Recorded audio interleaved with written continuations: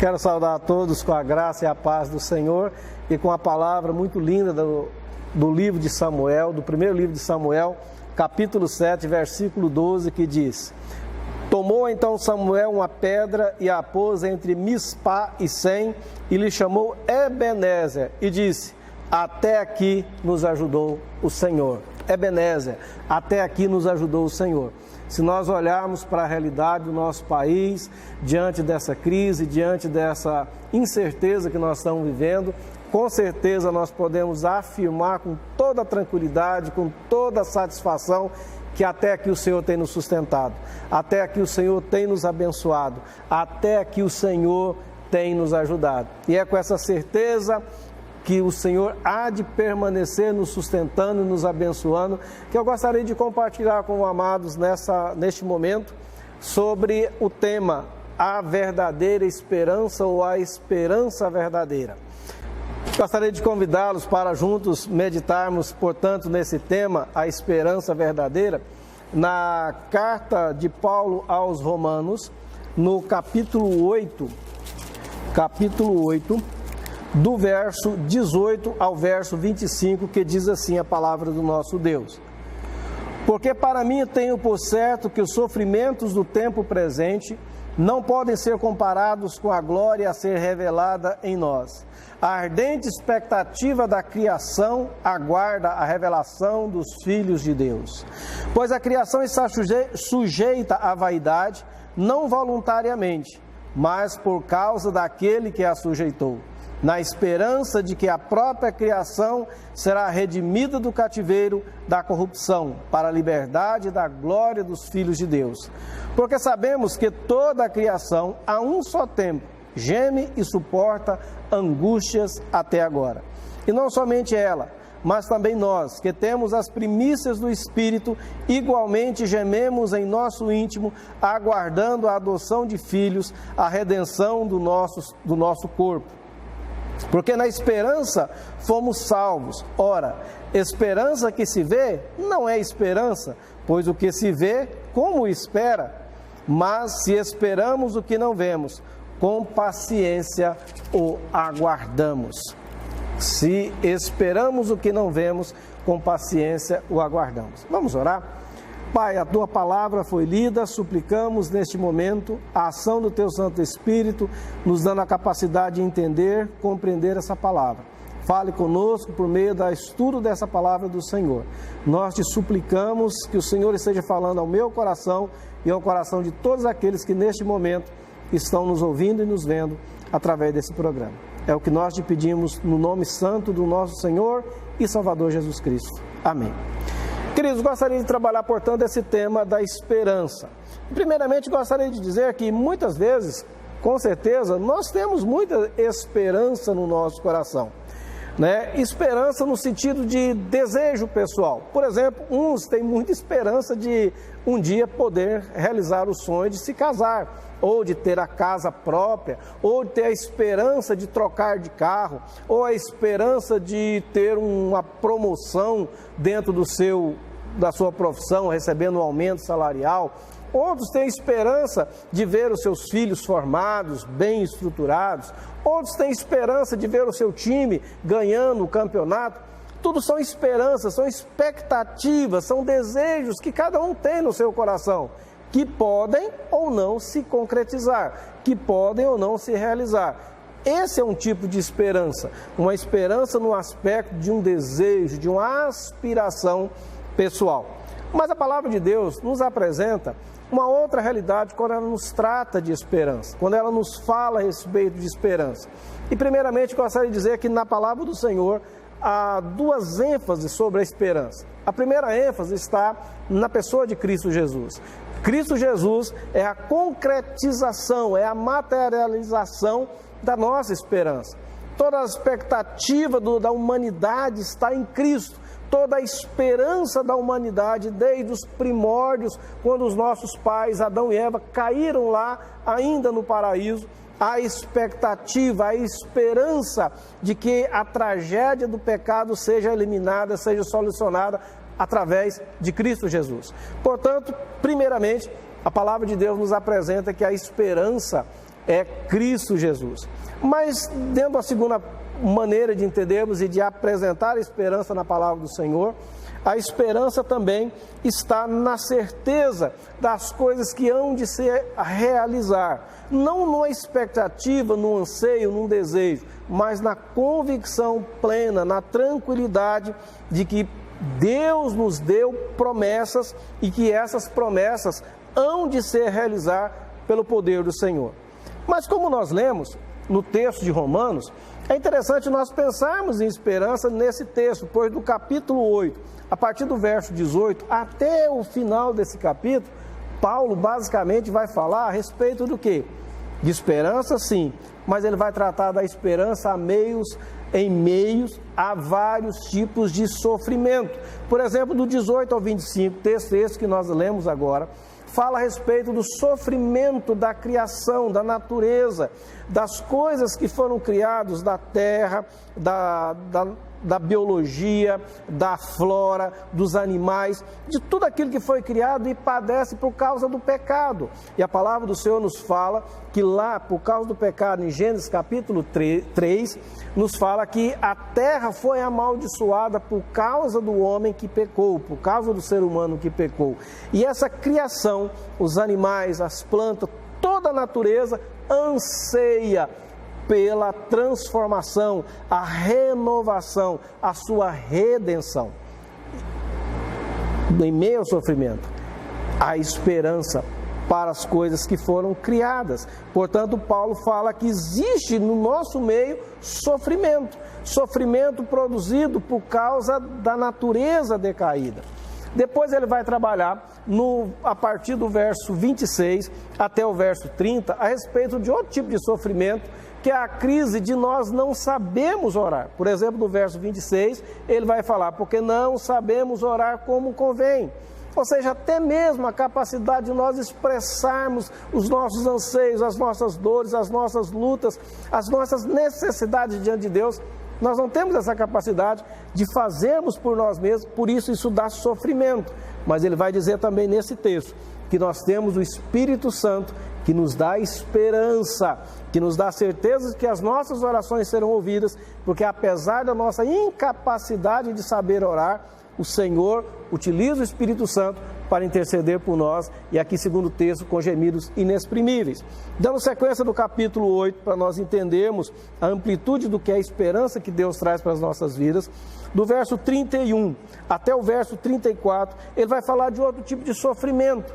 Ele vai falar a respeito do sofrimento por causa das tribulações pessoais. São as lutas que chegam em cima de nós, que chegam na nossa casa, chegam na nossa vida e trazem sofrimento, mas que esse sofrimento, dessas tribulações pessoais, também Deus providenciou esperança, certeza de vitória, pois em Cristo Jesus nós temos a esperança firmada e nós vamos vencer as nossas lutas, os nossos sofrimentos, as nossas tribulações pessoais. Do verso 35 ao verso 36, ele vai falar de outro tipo de sofrimento. Ele vai falar o sofrimento por causa da perseguição. São perseguições que podem vir sobre o cristão, podem se levantar contra o cristão, que podem trazer fome, nudez, perigos, morte. Mas em meio a esse caos, esse tipo de sofrimento produzido pela perseguição, nós temos a esperança, porque o Senhor Jesus nos sustenta e nos guarda. Depois, no final, do 37 ao 40, encerrando o capítulo 8, ele vai falar também de sofrimento produzido por várias situações possíveis que podem trazer angústias, dores na nossa vida. Mas em meio a esse sofrimento, a essas dores, a essas angústias, das mais variadas fontes que podem vir até nós, nós temos a segurança, porque nós somos feitos mais que vencedores em Cristo Jesus. Portanto, apesar do contexto de sofrimento que Paulo apresenta no capítulo 8, do verso 18 até o final, em meio a tanto sofrimento, nós vemos um contexto de esperança.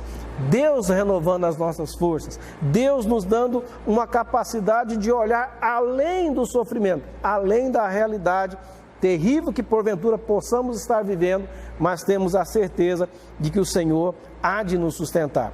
Por isso, queridos, eu gostaria de pensar com você que a esperança que Deus nos dá faz grande diferença. Por exemplo, no capítulo 12, do versículo 12 de Romanos, nós temos uma palavra que eu gostaria de ler, esse versículo, nessa versão da nova tradução da linguagem de hoje, da palavra do Senhor, que é uma linguagem bem simples, mas olha que lindo a palavra de Deus para nós sobre a nossa esperança, a suficiência, o propósito da esperança de Deus na nossa vida. Ele vai dizer: vivam alegres com a esperança que vocês têm, tenham paciência nas dificuldades e nunca deixe de orar, porque nós temos esperança. Queridos, essa esperança que eu gostaria de pensar com você, essa esperança que nos faz olhar para a natureza caída e toda deteriorada por causa do pecado e temos a certeza que o Senhor um dia há de restaurar. Olhar para os sofrimentos pessoais, pela nossa incapacidade, pelas nossas imperfeições, de tentarmos agradar a Deus, de tentar fazer a coisa certa e muitas vezes não conseguimos, nós temos a esperança de saber que o Espírito Santo intercede por nós, age em nós e nos capacita a realizarmos a obra de Deus. Queridos, a esperança que nós temos, ela faz parte de um tripé que Paulo denomina como tripé, vamos dizer, da fé cristã, da cristandade, da mensagem do Evangelho. Esse tripé está baseado na fé em Cristo Jesus, no amor de Deus por nós, e esse amor que nós devemos receber de Deus, espalhar para as pessoas ao nosso redor, e a esperança. Qual é a diferença de fé e esperança? A fé, basicamente, queridos, segundo a palavra de Deus, é nós confiarmos naquilo que Deus já fez por nós. É nós sabermos e ter a certeza de que Cristo veio para resolver, conforme nós já estudamos, resolver os nossos problemas, as nossas lutas, a nossa inimizade com Deus por causa do nosso pecado. O castigo que estava sobre nós por causa das nossas iniquidades, Cristo resolveu por nós. Então é nós aceitarmos isso pela fé, é olharmos com confiança e segurança naquilo que Deus tem feito por nós. Já a esperança é olharmos e confiarmos naquilo que Deus tem prometido a realizar por nós no futuro. É aquilo que nós aguardamos, mas não como dissemos no início, não naquela expectativa que pode acontecer ou não, mas é na certeza que a esperança que Deus nos dá, ela há de se concretizar. Sabe por quê? Porque Deus não é um Deus de brincadeira. Deus não é um Deus que pode mentir. Aquilo que Deus fala, Ele zela pela sua promessa, Ele zela pela sua palavra, aquilo que Ele tem prometido por nós. E nós temos, por exemplo, queridos, promessas maravilhosas de Deus para as nossas vidas, que nos trazem esperança e segurança em meio às adversidades que surgem na nossa caminhada. Por exemplo, nós temos a promessa de Deus que há de chegar um dia que todos os sofrimentos hão de ser deixados para trás. E Deus há de nos dar novo tempo, nova realidade, uma nova etapa da nossa caminhada. O Senhor nos fala também e nos dá esperança que o Espírito Santo nos sustenta nas nossas fraquezas. O Espírito Santo está trabalhando em nós e nós temos a esperança que a obra do Senhor, através do Espírito Santo, há de se concretizar na nossa vida. Nós temos a certeza, nós temos a esperança do livramento agora de Deus sobre as nossas vidas e o livramento final, lá no final das eras. Deus há de nos dar a vitória final e isso é uma certeza que Deus nos dá. Nós temos a certeza, a segurança, a esperança de que o reino de Deus há de ser implantado de forma plena e completa e definitiva sobre tudo e sobre todos. Queridos, essa é a esperança que Deus nos dá. Essa é uma esperança que deve nos fazer ter segurança em meio às adversidades. Conforme nós vimos no texto de Romanos, em qualquer situação de sofrimento, de lutas, nós estamos seguros. Não porque nós somos melhores, não porque há uma força interior de nós mesmos para resolver os problemas. Não, porque Deus, que é a nossa segurança, que é Cristo, a nossa verdadeira segurança e esperança, age em nós e nos prometeu nos sustentar, nos guardar, nos preservar e nos levar eternamente para ficar com Ele no novo céu e na nova terra. Meu querido, minha amada que está nos ouvindo neste exato momento, você já tem essa segurança na sua vida? Você já tem vivido e desfrutado da esperança que Deus tem nos dado? A esperança que Deus nos dá é uma esperança concreta, é uma esperança que nos dá tranquilidade de olhar e dizer: até aqui o Senhor tem nos abençoado. Mas é uma esperança que nos dá também a tranquilidade de dizer: da mesma forma que Deus tem me sustentado até aqui, Ele vai me sustentar enquanto vida eu aqui tiver. Conforme um texto que eu amo muito, Isaías 46, nos fala que o Senhor é aquele que tem nos carregado desde o tempo que nós habitávamos lá no útero da nossa mãe. Mas Ele continua conosco, nos guardando, nos sustentando, até chegar um momento da nossa velhice, dos cabelos brancos, da nossa fraqueza, da nossa dependência. Ele continua nos levando nos seus braços. Isso é esperança, isso é segurança. Querido, é dessa maneira que o Senhor cuida de nós. Você tem desfrutado isso? Você tem participado dessa realidade na sua vida? Você tem vivido essa certeza? Queridos, essa é a promessa de Deus para você. Essa é a promessa de Deus para as nossas vidas. Esse é o desejo de Deus para cada um de nós, que nós vivamos com esperança. Não olhando somente as circunstâncias, não olhando e esperando a resposta do governo, que está lá para nos abençoar, com certeza. Mas a nossa segurança, a nossa esperança está no Criador dos céus e da terra, naquele que criou os céus e a terra e que tem sustentado todas as coisas com seu poder, com a sua força, com seus decretos. E os decretos de Deus não falham, os decretos de Deus são eternos, os decretos de Deus são para a nossa segurança. E eu gostaria de terminar essa palavra dizendo: aqui está escrito no verso 37 a 39 do capítulo 8, dizendo o seguinte: em todas essas coisas, porém, somos mais que vencedores por meio daquele que nos amou, porque eu estou certo de que nem morte nem a vida, nem os anjos nem os principados, nem as coisas do presente, nem do porvir, nem os poderes, nem a altura, nem a profundidade, nem qualquer outra criatura poderá nos separar do amor de Deus que está em Cristo Jesus, nosso Senhor. Isso é a nossa esperança, essa segurança de saber que nada pode nos separar do amor de Deus, nada pode nos levar para longe da presença de Deus, dos braços calorosos e amorosos de Deus que nos cerca e nos protege. Queridos, eu gostaria muito que você buscasse ter essa esperança no seu coração, você buscasse ter a fé verdadeira, o amor verdadeiro, mas a esperança que te dá segurança para vivermos esse tempo, para caminhar a sua vida, sabendo que a nossa vida está firmemente guardada nos braços do Senhor. Vamos orar mais uma vez?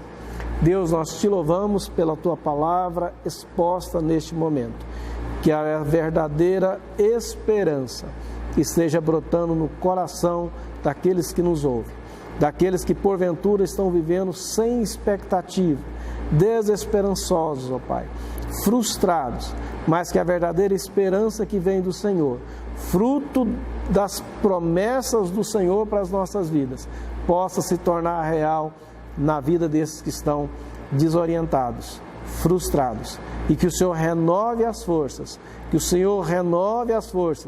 e que eles possam dar frutos ainda na velhice, para a honra e glória do Senhor mesmo. Em nome de Jesus que nós oramos. Amém.